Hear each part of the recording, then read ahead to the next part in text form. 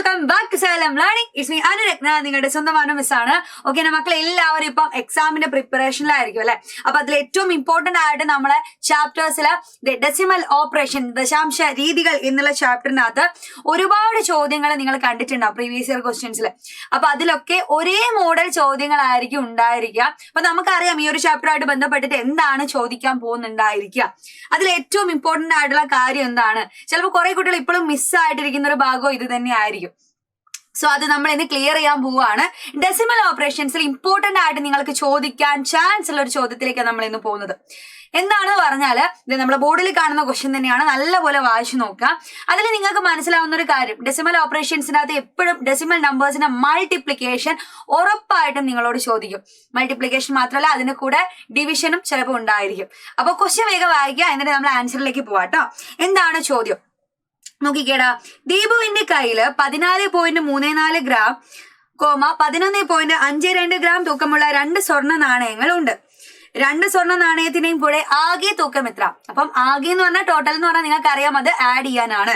So ഞാൻ എന്ത് ചെയ്യാണ്, 14.34ഉം 11.52 അല്ലെ, 14.32 അതേപോലെ 11.52 ഈ 2 ഡെസിമലും കൂടെയാണ് നമുക്ക് ആഡ് ചെയ്യേണ്ടത്. 32 ആണോ 34 ആണോ? 34 അല്ലായിരുന്നടാ ക്വസ്റ്റ്യനില്. യെസ്, 34 ആയിരുന്നു. ഏഡ് ചെയ്ത് നോക്കിക്കേ, ആകെ ടോട്ടൽ എത്രയാണെന്നുള്ളത് നിങ്ങൾക്ക് കിട്ടുമായിരിക്കും അല്ലെ. 4 2 6 5 3 8 5 2 അല്ലെ, 25.86 ഗ്രാം എന്നായിരിക്കും നിങ്ങൾക്ക് ടോട്ടൽ ആയിട്ടുള്ള വെയിറ്റ് കിട്ടിയിട്ടുണ്ടായിരിക്കാം. കണ്ടോ, എ ക്വസ്റ്റ്യൻ നമ്മൾ ചെയ്തു. ഇനി ബി ക്വസ്റ്റ്യൻ നിങ്ങളൊന്ന് വായിച്ചു നോക്കിക്കേടാ. 1 ഗ്രാം സ്വർണ്ണ നാണയത്തിന്റെ വില 5400 രൂപയാണ് ഇല്ലേ. എത്രയാണ്? 5400 റുപ്പീസ് ആണ് 1 ഗ്രാമിന്റെ വിലയെങ്കിൽ. ഇപ്പോൾ ആകെ സ്വർണ്ണ നാണയത്തിന്റെ വില എത്ര എന്നാണ് നമ്മുടെ ചോദ്യം. എന്ന് പറഞ്ഞാൽ നമുക്കറിയാം ആകെയുള്ള തൂക്കം എന്ന് പറഞ്ഞാൽ എത്രയാണടാ? 25.86 ആണ്. അതിനെ നിങ്ങൾ എത്ര കൊണ്ട് മൾട്ടിപ്ലൈ ചെയ്യേണ്ടി വരും? 5400 കൊണ്ട് മൾട്ടിപ്ലൈ ചെയ്യേണ്ടി വരും. അപ്പൊ നിങ്ങൾ ഈ വലിയ നമ്പറിനെ എങ്ങനെയാ മൾട്ടിപ്ലൈ ചെയ്യുക എന്നുള്ള വിചാരത്തിലായിരിക്കും. ആദ്യം ചിന്തിക്കേണ്ട ഒരു കാര്യം എന്ന് പറഞ്ഞാൽ 5400 എന്ന് പറഞ്ഞാൽ എന്താണടാ? 54 × 100 ആണല്ലേ. അപ്പൊ നമുക്ക് കിട്ടിയ സംഖ്യ നിങ്ങൾ ആദ്യം 54 കൊണ്ട് മൾട്ടിപ്ലൈ ചെയ്യുക. അതിനുശേഷം നിങ്ങൾ എന്ത് ചെയ്താൽ മതി? 100 കൊണ്ട് മൾട്ടിപ്ലൈ ചെയ്താൽ മതി. അതാണ് സിമ്പിൾ ആയിട്ടുള്ള വഴി. സോ നമ്മൾ എന്ത് ചെയ്യാൻ പോവാണ് ഇനി? 25.86നെ 54 കൊണ്ട് മൾട്ടിപ്ലൈ ചെയ്യാൻ പോവാണ്. എന്നിട്ട് കിട്ടിയ ഉത്തരത്തിന് നിങ്ങൾ 100 കൊണ്ട് മൾട്ടിപ്ലൈ ചെയ്ത് കഴിഞ്ഞാൽ നമ്മളെ ആൻസർ ആയിട്ട് മാറും. ഓക്കെ, മൾട്ടിപ്ലൈ ചെയ്ത് നോക്കിക്കേ, എന്തായിരിക്കും വരുക? 6 4 24 ബാക്കി 2, 8 4 32 2 34 ബാക്കി 3, 5 4 23 23 ബാക്കി 2, 2 4 8 2 10. അപ്പൊ ഈ രീതിയിലാണോ നിങ്ങൾ മൾട്ടിപ്ലൈ ചെയ്ത് നോക്കി. ഇനി അടുത്ത 5 കൊണ്ട് മൾട്ടിപ്ലൈ ആണ് അല്ലെ. 6 5 30 ബാക്കി 3, 8 5 43 43 ബാക്കി 4, 5 5 25 4 29 ബാക്കി 2, 5 2 10 2 12. അപ്പൊ സെറ്റ് ആയിട്ട് തന്നെ മക്കൾക്ക് എന്ത് കിട്ടിയിട്ടുണ്ടാവണം? മൾട്ടിപ്ലൈ ചെയ്തതിന്റെ ആൻസർ കിട്ടിയിട്ടുണ്ടാവും അല്ലെ. വേഗം ആഡ് ചെയ്ത് നോക്കിക്കേടാ. 4 4 6 9 3 and 1. അപ്പൊ നിങ്ങൾ എവിടെയാണ് അതിൽ പോയിന്റ് കൊടുക്കുക? നമ്മൾ ഡെസിമൽ പോയിന്റ് കൊടുക്കുക. ഇവിടെ നോക്കിക്കേ, ഓപ്ഷനിലെ 2 നമ്പറിന് തൊട്ട് മുൻപിൽ പോയിന്റ് ഉണ്ടെങ്കിൽ നമ്മളെ ആൻസറിലും എന്ത് വേണം? 2 നമ്പറിന് തൊട്ട് മുൻപിൽ പോയിന്റ് വരണം. ഇതാണോ ശരിക്കുള്ള ആൻസർ? അല്ല. നിങ്ങൾ ഇപ്പൊ 5400 കൊണ്ടല്ല മൾട്ടിപ്ലൈ ചെയ്തത്, 54 കൊണ്ടാണ്. അപ്പൊ നിങ്ങൾ ഒരു 100 കൊണ്ട് മൾട്ടിപ്ലൈ ചെയ്യണം അല്ലെ. നമുക്ക് കിട്ടിയ നമ്പറിനെ 1396.44 അല്ലെ. 1396.44നെ നിങ്ങൾ 100ന്റെ കൂടെ മൾട്ടിപ്ലൈ ചെയ്ത് നമ്മളെ ആൻസർ ആയി.